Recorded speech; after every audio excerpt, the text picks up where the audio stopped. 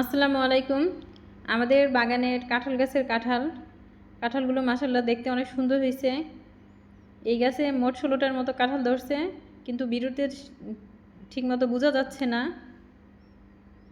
এই কাঁঠালগুলো খেতে খুবই সুস্বাদু আর কালারটাও খুব সুন্দর। সাইজটা মিডিয়াম।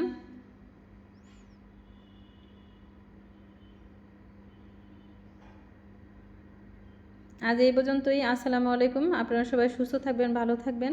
আল্লাহ হাফেজ।